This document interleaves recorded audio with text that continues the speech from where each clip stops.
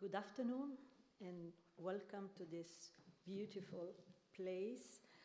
It's a pleasure and a privilege for me to introduce you Dominik Sobczak, who will give a keynote lecture entitled Effective Leadership of Research Infrastructure as an Important Element for their Long-Term Sustainability. Dominik, we all know Dominik Sobczak. After the graduation from the Warsaw School of Economics in Finance and Banking and in European Studies, did some research in macroeconomics, financial markets, and EU integration. And then, in 2005, joined the EU Commission in the DG of Research and Innovation, and since 2014, he works as Executive Secretary of ESPRI. So we are very much keen of hearing his keynote lecture. Dominik, welcome to the podium.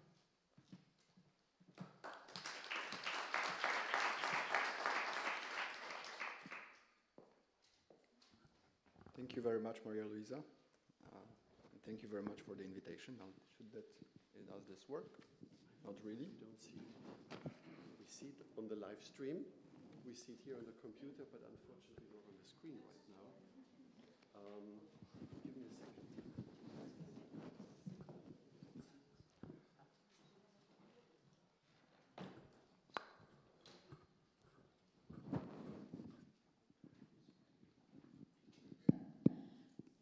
We tried for the whole morning. That's me, you know. The commission comes and then the things.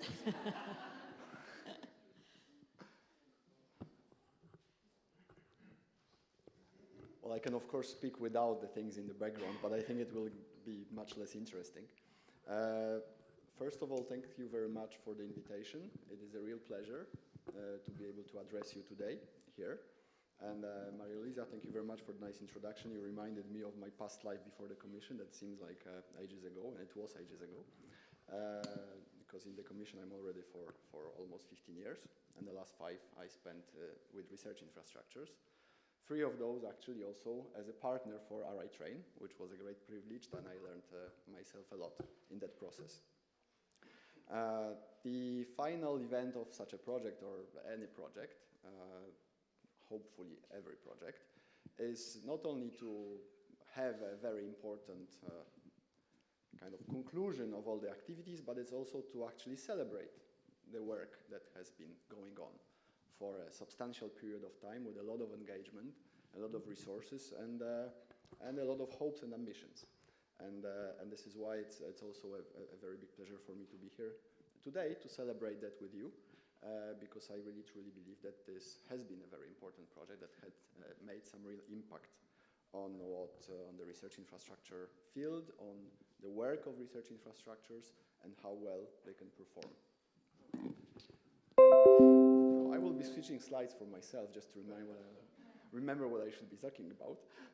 But before I do this, now what I wanted to tell you about with the title of the presentation was actually to give you a little bit of background.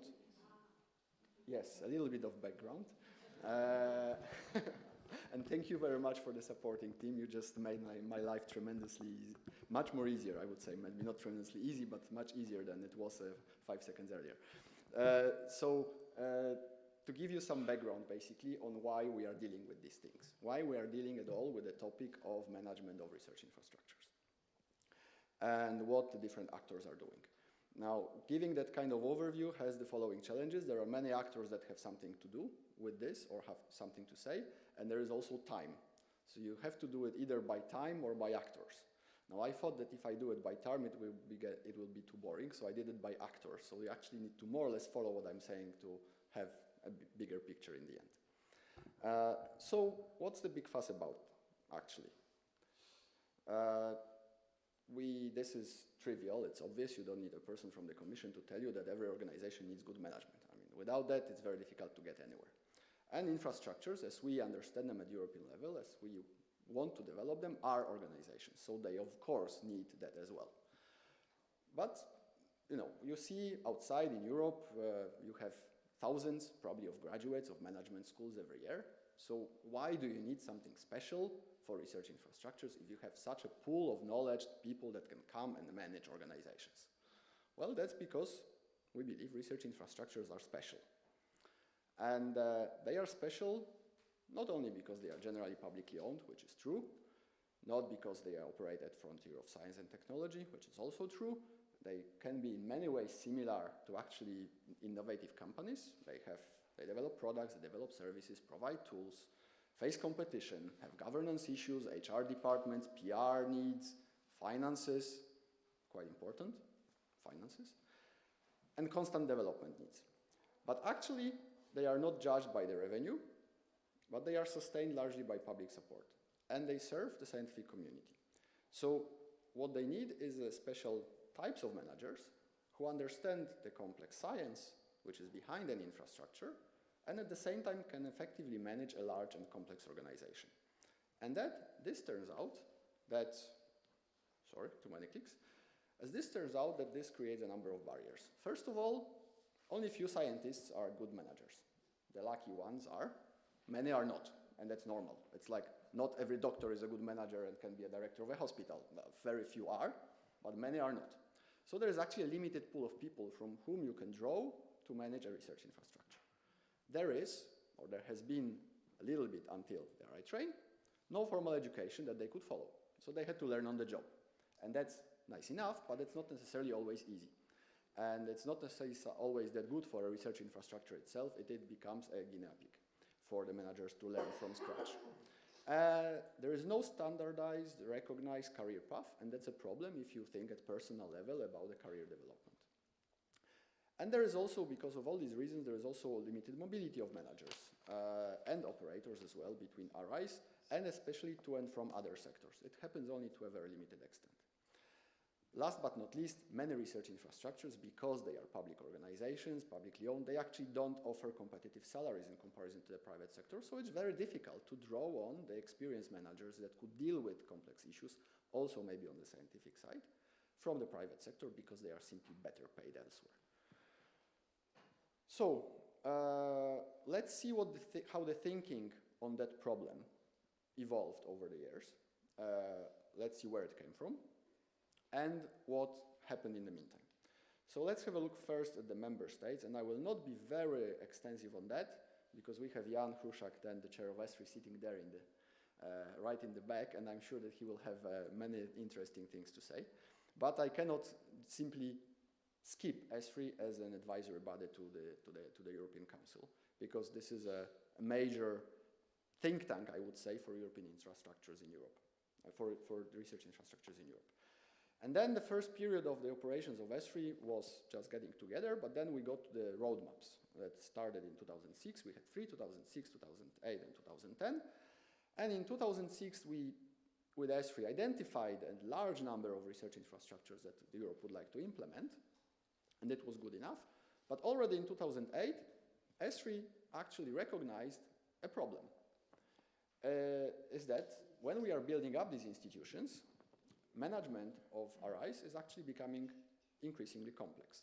So we need the right people that could do the job in order to deliver what we would all like to have. Then in 2010, ESRI went slightly further and said that RIs need qualified managers to ensure cost-effective exploitation and implementation and the best use of resources, and we need to actually have something to find and train potential managers for RIs, originating from the scientific community, but not necessarily, maybe also from the other sectors. And that was 2010. Let's follow ESRI path a little bit. And in 2016 roadmap, ESRI has not spent much time actually on training our managers, but recognized that RIs are actually great places that represent best practice of science management.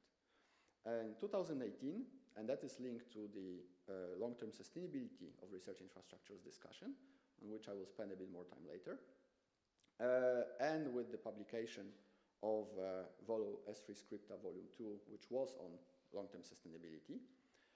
As we spend much more time on the topic of skills, training, and making sure that there are, as it was said, and this is Jan's presentation later on, the right people at the right time in the right place. And they also recognize that needs of RIs and needs for skills of RI managers vary across the life cycle. So it's not one size fits all. You have a research infrastructure, you can go on. But as the research infrastructure develops, you need different skills. I will stop here. I will not say more on S3. I will leave Jan to do the rest at the end of the day. Let's have a look still at the member states, but this time at the more governmental level. And here I would like to quote a little bit what was happening under the Bulgarian presidency in the first half of 2018, because this was a quite important period in the discussion on research infrastructures and on long-term sustainability of research infrastructures. We had in March a presidency conference that addressed many different things from the point of view of sustainability and developing an effective ecosystem of research infrastructures for Europe, where in the conclusions you find a recognition that facilitating intersectoral mobility between research infrastructures and industry could help develop common knowledge in researchers, etc., etc.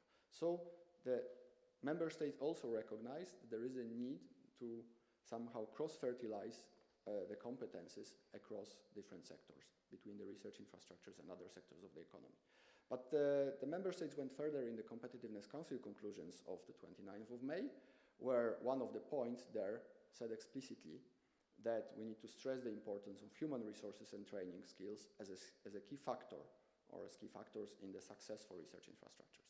So that gives us S3 plus the member states that entered at the level of the Competitiveness Council at an advanced stage of discussion on long-term sustainability. That gives us quite a strong background from the member states, from the government level, to deal with the topic also of training of managers for research infrastructures.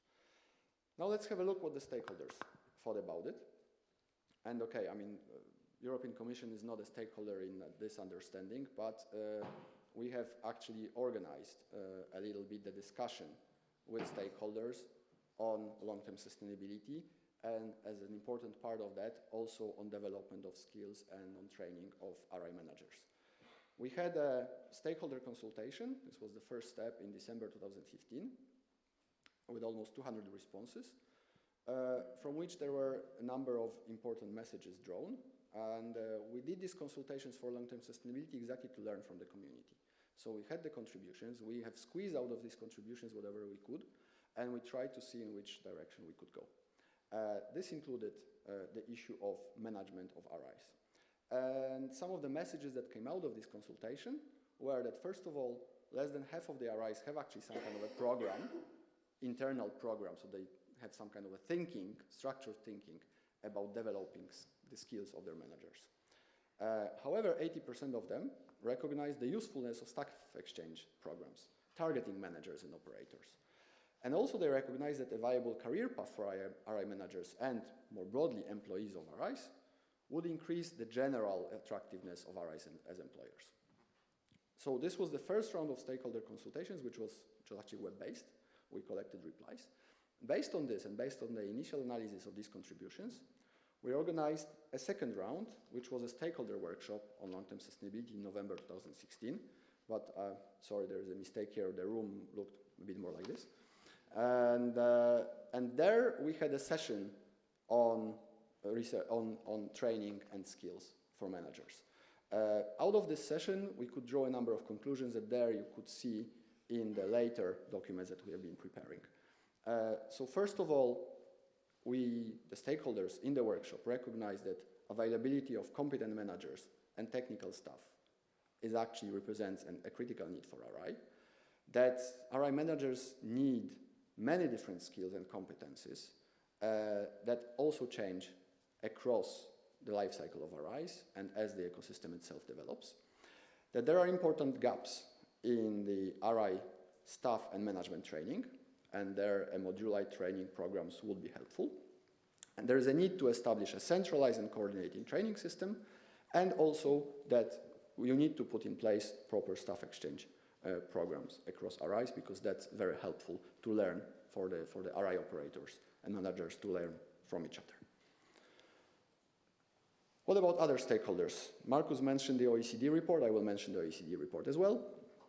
It was published in 2018. It had 9 big recommendations. Recommendation number 4 read, a robust staffing policy should be developed by the governing body and management of the RI.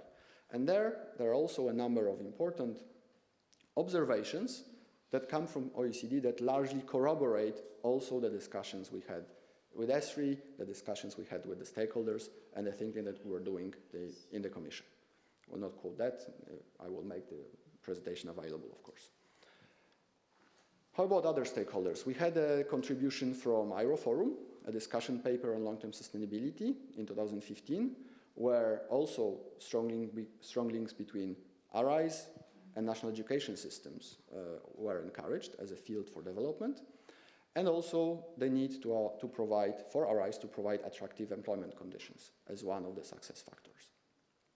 We also had Science Europe, open letter on long-term sustainability of RIs in 2018, and these are only examples, there were more, I didn't want to bore you too much, where they recognize, in response already to the staff working document of the Commission, of which I will say a few words later, that increased mobility and development of skills must be further encouraged, that we need harmonization of career perspectives and job descriptions within RIs. And they also suggested new collaboration mechanisms, something to be still explored, because there in this area we haven't gone very far, or I'm not even sure we actually started, to see what the opportunities are between the research infrastructure focused activities and other activities such as, for example, Marie Skłodowska key reactions, because these are also promising in terms of mobility of staff across RIs. All right, so what are we doing about this all in the European Commission? So we've had member states, we've had stakeholders. Now it was our job to do something about it. And that's with the Commission, we see people and we start thinking, what can we do? So first we think, then we come up with some ideas, and we come up with ideas, we start writing.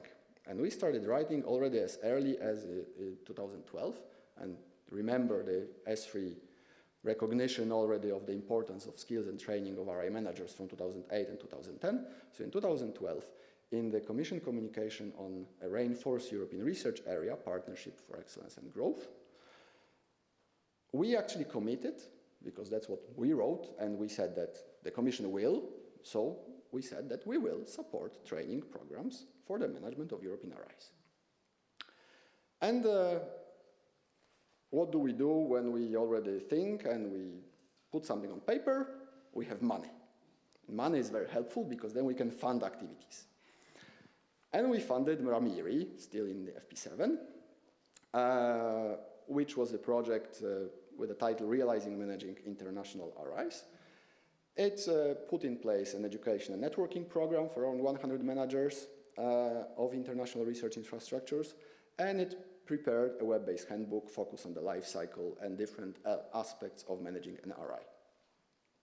And then we decided that that's not enough, so we funded RItrain. I will not say much about it, but you know more than me and better than me. But it was a very important, I would say, groundbreaking project to develop the thinking and develop the work and provide the opportunities for RI managers to actually develop their skills, and therefore make research infrastructures, implementation, development, and operations more effective and more impactful. So what's next? Well, we've done all this, we didn't know what to do, so we started thinking again. What else can we do to help everyone? And you remember the stakeholder consultations and inputs that we did on long-term sustainability, and we had the ESRI scripta from ESRI on long-term sustainability. And in the meantime, we also started thinking about a framework for long-term sustainability. And that's how we produced a document, which is a staff working document on sustainable research infrastructures, a call for action, published in September 2017, where we propose a comprehensive framework for long-term sustainability with 7 dimensions and, very importantly, and here I mock my former deputy head of unit, Philippe, who was always announcing that 42 is his favorite number in life, we identified 42 elements for the action plan. Our action plan sounds pretty serious, so we made a graphic how that could look like. Basically, you know, a puzzle with 7 elements doesn't look very good. So even though we have 7 dimensions of long-term sustainability, we actually have 9 pieces of the puzzle. The trick is that you have long-term sustainability in the middle, and we split 1 dimension into 2, the one in white and blue on the governance and funding and the life cycle. They appear in the document as one, but we actually thought doing the graphic that would be more useful to refer to them separately. So this is the scheme. An important place in this scheme is played by skills, what we call skills here. You can see it in the bottom right corner, where we basically said that we would need 7 types of actions. And here is just a summary. There are not 7 listed here, a few less. But we said that we need to encourage mobility and staff exchange. We need to facilitate cross-border skills development. We need to develop curricula for training of RI managers and operators. And we need to stimulate an internal European RI job market, harmonize career paths, salaries, and also pension schemes. And here I will draw your attention to Resaver. Note that some of the RIs are actually in Resaver. That's something which is an emerging and it's being picked up. It's a very interesting scheme actually for researchers that want to be mobile across the EU and secure their pension rights. Some of that, of course, is addressed already with RI. Sorry. Some of that is, of course, addressed already with RItrain. Remember, this document dates to 2017. But I'm sure that there are more things that we can do in these areas. So, all right, now we go back again. We were thinking, we were writing, so we are funding. And we are funding the next, with the next call in Horizon 2020. The call will open in the next couple of weeks, I think, or maybe 2 or 3 weeks, with a deadline on the 17th of March. With a broad topic, strengthening the human capital of RIs, where we would like, and the scope defines the type of activities that we would like to see, based on all the work that we have been doing previously on that, and the concept of long-term sustainability and how building up leadership in RIs is actually important for their long-term sustainability. We consider that the new activity in this area should focus on training of staff, managing and operating RIs, exchange of staff and best practices, adequate supply of skilled human resources with specific education, curricula and courses. We put emphasis on the development of data management, exploitation and stewardship skills, and that of course is linked to the FAIR principles, it's linked to the development of the EOSC as well. And we say explicitly that the activities should build, so they cannot ignore what has already happened. So they should build on the experiences, activities and successes, evident successes, of the RAMIRI and the RItrain project, and the experience gained. And last but not least, in the scope of Horizon 2020, what we are also doing, and as you know very well, many of you are beneficiaries of such projects, or were beneficiaries of such projects. We have preparatory phase projects, we have implementation phase projects. So we provide support to the implementation and preparation and implementation and also long-term sustainability of research infrastructures. And what we say explicitly, actually when we discuss these grants, at least this is the idea, and if asked we will confirm this, that if you want the managers of RIs to participate in trainings, in the master's program, this is actually encouraged and it can be covered as an eligible cost under these grants. So, which is, I think, good news. Now, of course, it cannot be exaggerated because we won't agree if you send 20 people, but I think that within reason, this is something that we would like to support because we think that from early stages on in the life cycle, it is important that you have the right skills to develop an infrastructure across the different stages. And the different training programs can help managers to actually better understand what their job is. And we would like to contribute to that. Also, by giving a green light to fund that kind of participation from the EU-funded grants. All right, what the future holds. We are on the doorstep of Horizon Europe, so I thought that you may be interested, even though probably some general things you have already seen, so I will not spend much time on this. Horizon Europe looks like this. When you look at the graphic, it doesn't look so different from Horizon 2020. It has 3 pillars, it has something underneath. Research infrastructures are in the first pillar, which is called Excellent Science. And I put it a bit bigger font and bold, so it's easier to find. So this is where we are. And we recognize that we have some challenges. We have to work with challenges. If we say, okay, we've done everything, then there is no more need to have EU support for research infrastructures. We think there is still a lot to be done. Although we need to recognize that the strategic approach to RI development that we have implemented in the EU since pretty much the creation of S3 in 2002 has created generally very clear advantages and has been a big success. So we managed to avoid as much as possible duplication of efforts across the countries. We managed to pull in knowledge and resources, and it's not only financial resources, it's also knowledge and the people around common goals, common projects, common RIs that should serve all of us. We're quite successful with rationalizing and amplifying also the use of research infrastructures that exist, also at national level, but those at European level as well. We've had also success in optimizing and standardizing the processes and procedures for strategic priority setting for RI investments.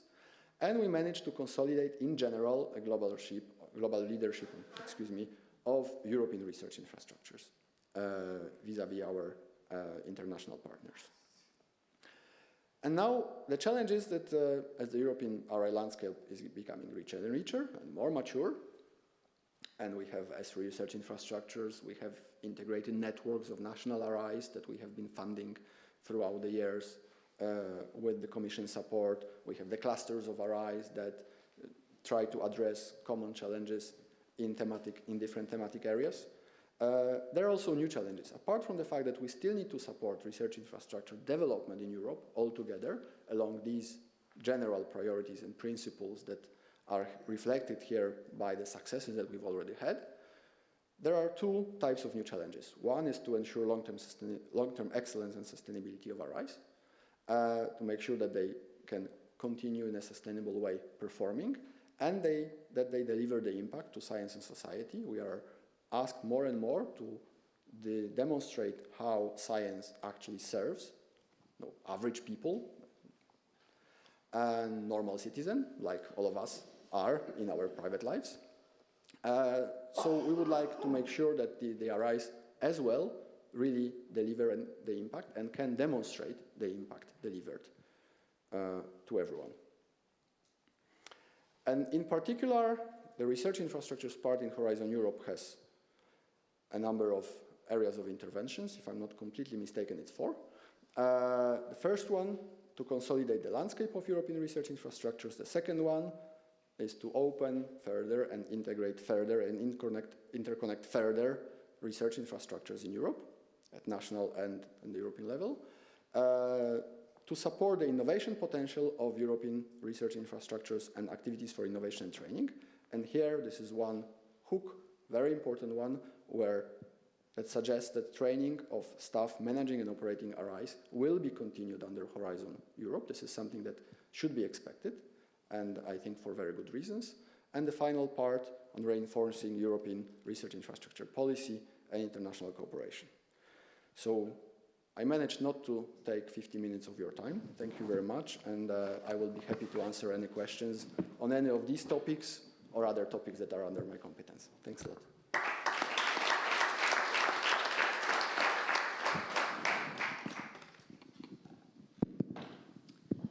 Thank you very much for this keynote lecture that was really inspiring. Therefore, I wish to open the discussion, and I want to invite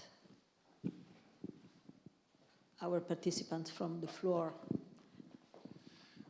thank you. To address questions. Please. Yannick Legray from EGI.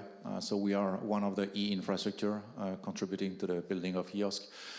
You mentioned your future action to support training for manager and especially related to fair data.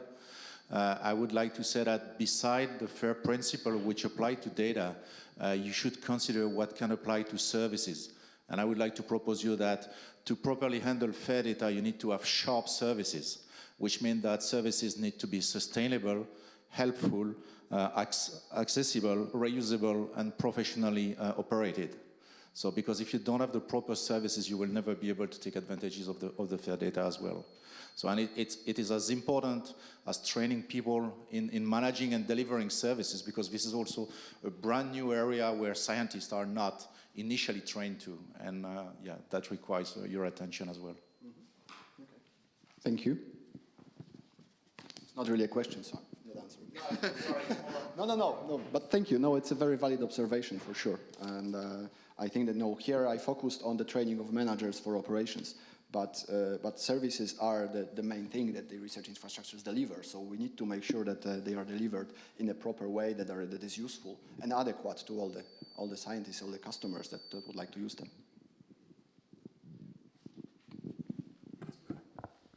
Yeah, Sanna Sorvari-Sundet from Actris. I just wanted to reflect that I really thank you, Yannick, for raising up this services thing. I think that it's also that the discussion about the catalog of services, how you provide and how you communicate your service portfolio. I think that they are exactly on the way that should be also considered as a training point of view, how the communication and thus providing the services is done. Yes, well, thanks a lot. Again, fully agreed. And I think that this should be part also of the training for RI managers, because it shouldn't exclusively focus on building things or building up RI. It should also focus on delivering the services. And in terms of catalog of services, we have launched an activity at the EU level that is also a funded project to develop a pan-European catalog of services. So we are all also on the side of the Commission actually eager to see how that activity progresses. Dominik, you said the consolidation of the landscape is one of the priorities in Horizon Europe. Would you mind elaborating a little bit about that? So for someone with a background in the pharmaceutical industry, it's the annual cycle of consolidation and job losses sounds a bit scary, but I think you might have something slightly different in mind. Well, we hope we don't want to do anything which is scary. But we would like to respond also to the need to bring the relevant things together. And that may mean many different things. We already see that there is a lot of bottom-up collaboration across research infrastructures, and we would like to support that development. We recognize that the RIs themselves see areas where they can put together, for example, joint services to create a common service offer vis-à-vis some types of users. And we would like to support that also from the European level, because we see that this is an important area of development for RIs, so that they don't stay in their corners, but see what they can do together to better serve the scientific community. For example, rather than creating something completely new that will be just picking up on the few cherries that are scattered in different places. So this is one of the meanings of consolidation. And you can go depending on the needs of the communities, because that, in my view, is that the consolidation should be largely bottom-up. Areas where there is a need, the community sees that they can do something together, we should try to facilitate that.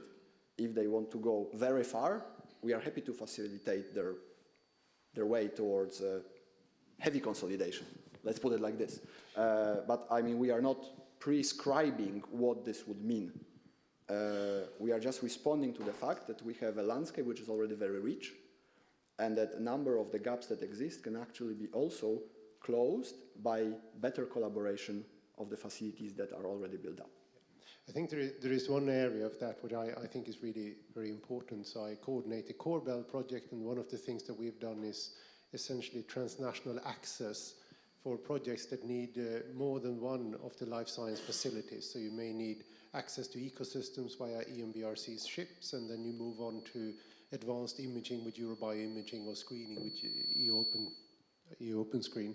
And I think that sort of joint service delivery or joint transnational access is a really important area, because it's very difficult to support under RI schemes, because the users need to move across different facilities across Europe, but it really supports some exceedingly interesting science. We definitely aim to do this. I mean, in the field of marine sciences, we have tested that with the EMBRIC cluster, where they had also common joint access across pan-European RIs.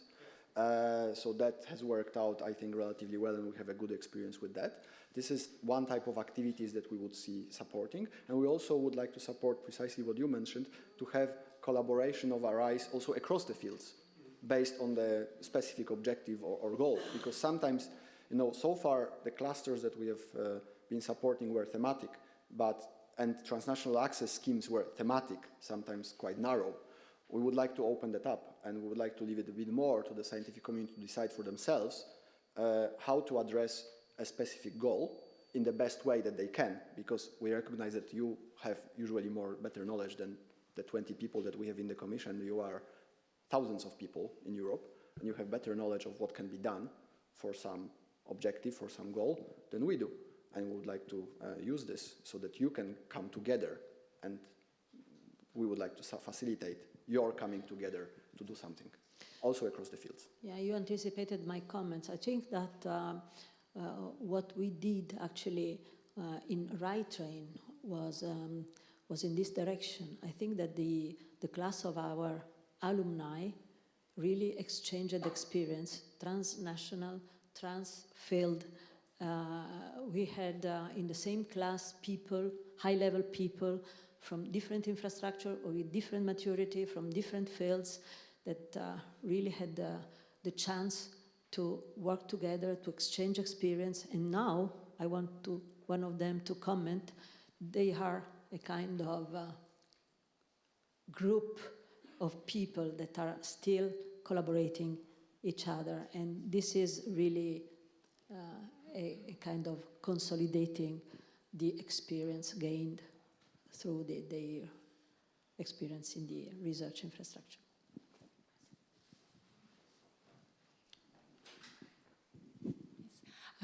In your presentation, you have mentioned international cooperation in research infrastructures as one of the main objectives of the next program. What does it mean in the context of Europe, Horizon Europe? What new initiatives have been will be developed, yes, regarding this issue? Thank you. Well, that, to be honest, we don't know yet exactly what new initiatives will be developed. We have had already international cooperation activities in Horizon 2020 for RIs, and we have been supporting that. We have had support projects that we have Ari here who can say a few words about that, the landscaping, international landscaping for RIs, to see where the opportunities lie. We have some targeted activities with Latin America. We have targeted activities with Russia. We had targeted activities for example, for the Jordan synchrotron. So these are just some examples, but it's a bit early right now to give any details because we don't know the details ourselves. In general, this will be some continuation and reinforcement of the activities of Horizon 2020. We'll see with what specific objectives. But that's still very much open at this stage. Markus Bastiak, one remark. Those of you taking the microphone, please give your name and affiliation. It's not so much for people in here, but for those who are on the internet, live streaming, watching, or listening to us. The question to Dominik, you mentioned in one of the slides that you are now encouraging research infrastructures, and I would guess especially in the design and construction phase, to also foresee expenses for training of their future managers, and that these costs can be eligible. Now, we have faced, or we were facing in the past, that some of potential managers would come to us and say, well, we want to, but these costs are not part of the grants we have from the Commission. So a clear statement, as you have done right now, is extremely helpful also for us in going back to the community. Now the question is, how can we disseminate that a little bit more than just this one sentence as you are saying it right now? Is there any chance that we can post it somewhere saying, expenses for training, and it doesn't mean to be for courses or trainings of RItrain, can be any, obviously, that these are eligible costs, and you are requested even to foresee costs for the training of your staff, as the costing guidelines, the stress-free project just have published right now, already foresee a special expense line for the training. So how can we do that, even broader? Well, we don't want to request RIs to do this. We see this as an important part of development of the RI, and that is also reflected in all the documents that we are preparing for the framework for long-term sustainability and implementation of RIs. But these costs may be eligible. So if beneficiaries want to use EU funding for that purpose, the Commission will agree. Now, it's not our role to put it in the grants. If something, and that's at operational level, if something is not in the grant, but there is a good justification why some additional activity is important and some funding can be reallocated to that activity from other activities, that also normally the Commission agrees to that kind of requests. But we want to leave it to the initiative of the grant holders themselves. We will not impose that.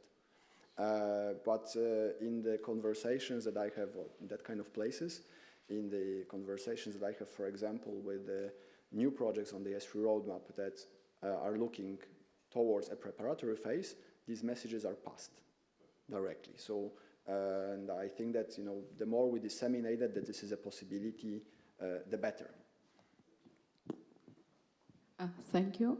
I'm Mariam Yagiam from Kendall Synchrotron Research Institute from Armenia. As you know, Armenia has recently become an associated member to be eligible to participate in those Horizon 2020 actions. So I would take a courage to say that our institute may be a representative for all the South Caucasus region, as we are the single facility in its kind that exists in the region.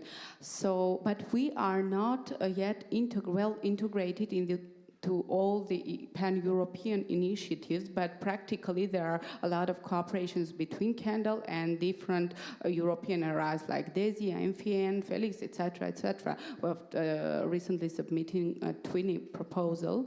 So I would like to know, are there any structured measures to help us to get integrated in these networks, or probably such programs like RItrain, because it was my initiative to join this project, but are there supported such measures by the Commission? Mm-hmm.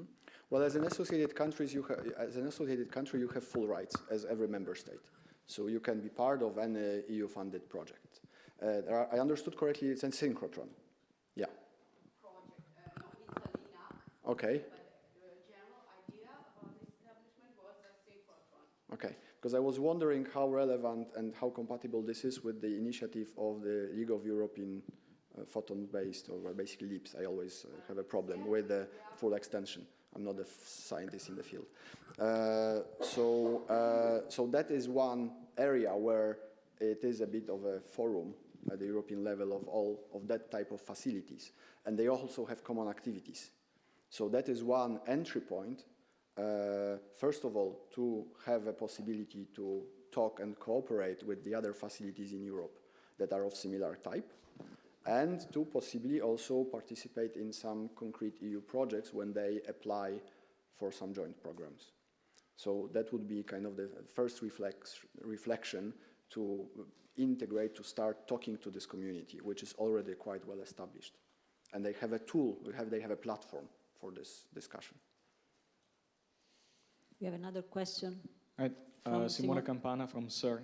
I have a comment and a question. So the comment is along the lines of what Maria Luisa commented before.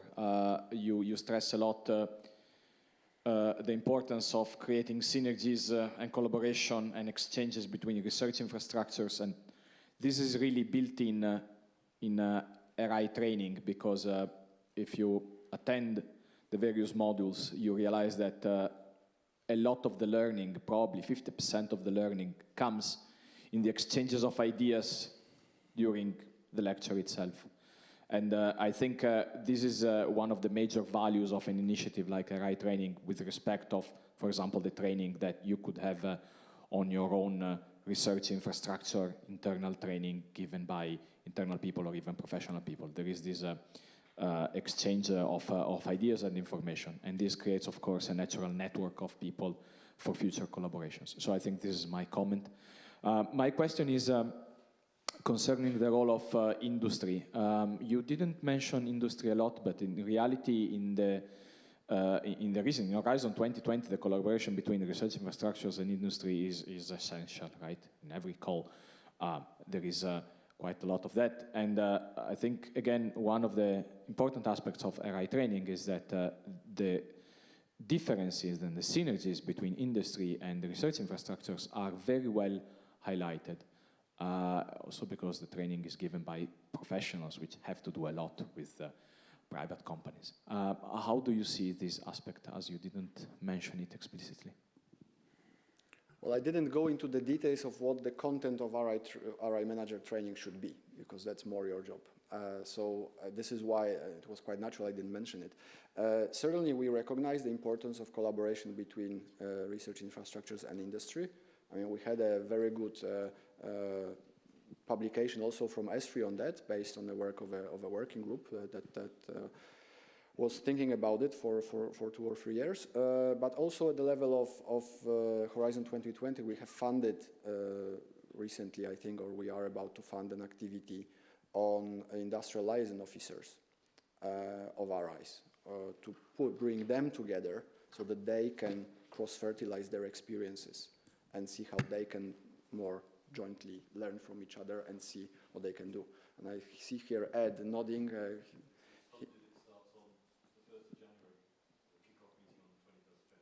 Yeah, so I mean, this is a recognition that we think it is really important, and there is work to do in this area for sure, to build a bridge between the two worlds so that the two worlds can understand each other better from both sides, basically, to understand better the opportunities that each of the sides offers. We have the last quick question for Dominik. Just a short comment following up what Nicholas commented about Corbel. In addition to the trans RI access, which were indeed very successful and very useful to us, within Corbel there was also a very important training aspect with the staff exchange, which with Corbel finishing is a bit unclear how we're going to follow.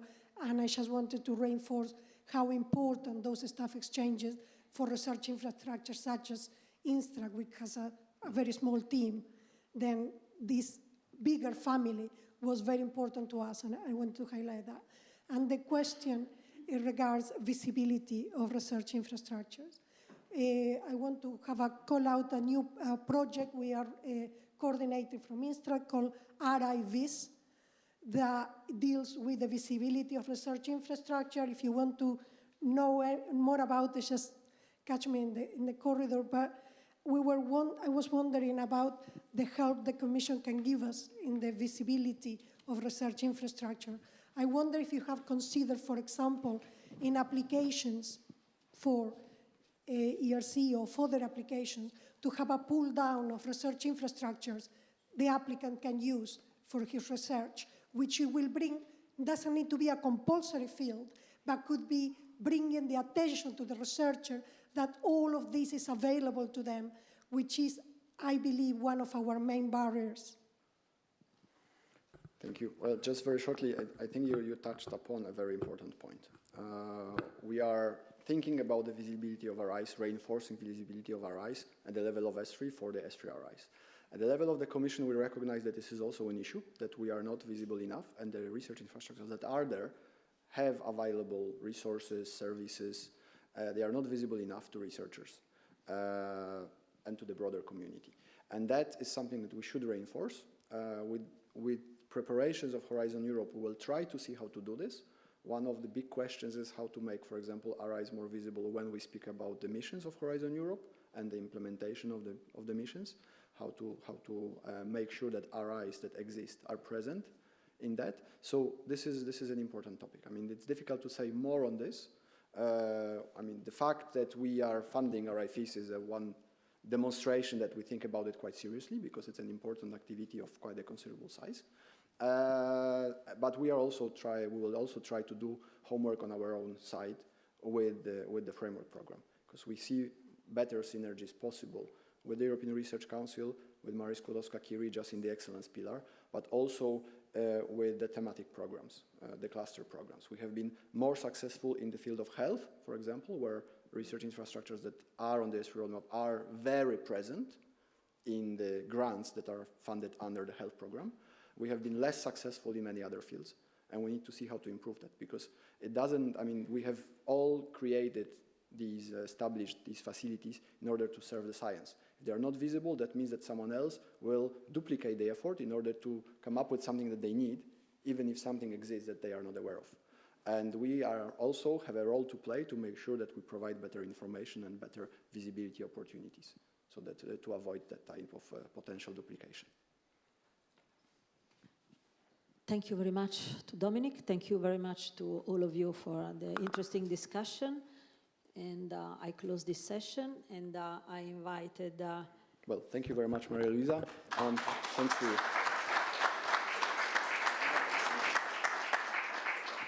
And now I invite Enrico Guarini to chair the next session.